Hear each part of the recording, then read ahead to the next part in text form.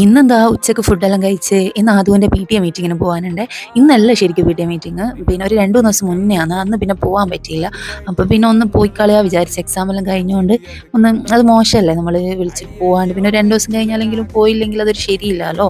അപ്പോൾ അങ്ങനെ പോയി. അപ്പോൾ തിരിച്ച് വരുന്ന ഒരു ആദുവിനെയും കൂട്ടിയിട്ട് ഏതായാലും വൈകുന്നേരം ആയിട്ടുണ്ട്. അപ്പോൾ പിന്നെ ഓനെയും കൂട്ടിയിട്ട് തന്നെ വരാമെന്ന് വിചാരിച്ചു. പിന്നെ വരുന്ന വഴിക്ക് പാലും വാങ്ങി. പാലിങ്ങനെ ഇടയ്ക്ക് ഒരു 2 ദിവസമെല്ലാം കൂടുമ്പോൾ ഇങ്ങനെ വാങ്ങുക ചെയ്യാൻ. വീട്ടിൻ്റെ അടുത്തൊന്നും പാലും പശുവും കാര്യമൊന്നും ഇപ്പം ഇല്ലല്ലോ. അപ്പോൾ അതുകൊണ്ട് പിന്നെ നേരെ ഇസ്മായിൽ ഖാൻ്റെ ഇക്കാക്കാൻ്റെ ഷോപ്പിൽ പോയി അവിടുന്ന് എന്തെങ്കിലുമെല്ലാം ഇങ്ങനെ തിന്നുകൊണ്ടിരിക്കണം.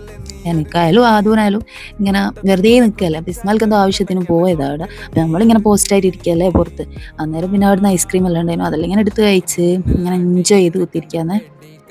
അതാണെങ്കിൽ ഇതേപോലെ എവിടെയെങ്കിലും പോയാൽ സ്റ്റാർട്ടിങ്ങിൽ പറയാം എനിക്കൊന്നും വേണ്ട എന്ന് പറഞ്ഞു കുത്തിരിക്കും. പിന്നെ കുറച്ച് കഴിഞ്ഞാൽ ആളങ്ങ് സ്റ്റാർട്ട് ചെയ്ത് കഴിഞ്ഞാൽ പിന്നെ ഓരോന്ന് തുടങ്ങും. അതെടുത്തോട്ടെ ഇതെടുത്തോട്ടെ അങ്ങനെ പറഞ്ഞ് ഇങ്ങനെ തുടങ്ങും.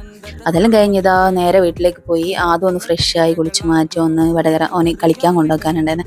ഓൾറെഡി ഡ്രസ്സ് ചേഞ്ച് ചെയ്തിട്ടുള്ളതുകൊണ്ട് തന്നെ ഞാൻ പറഞ്ഞു ഞാനും വരുന്നതെന്ന് പറഞ്ഞു. അല്ലാണ്ട് എന്നെ വിളിച്ചു കഴിഞ്ഞാൽ എനിക്ക് ഭയങ്കര മടിയാണ്. അപ്പോൾ ഇതാ ഓനെ കൊണ്ടാക്കി ഓനെ അവിടെ ആക്കി പിന്നെ കുറച്ച് കിന്നാരം കാര്യമെല്ലാം ഉണ്ടാവും. ഷൂ കെട്ടിത്താ ബാഗ് എടുത്തിട്ട് ഇങ്ങ് കൊണ്ടുത്താന്നൊക്കെ പറഞ്ഞിട്ട് അങ്ങനെ പിന്നെ ഓനെ അവിടെ ആക്കി നമ്മൾ തിരിച്ചു പോകും.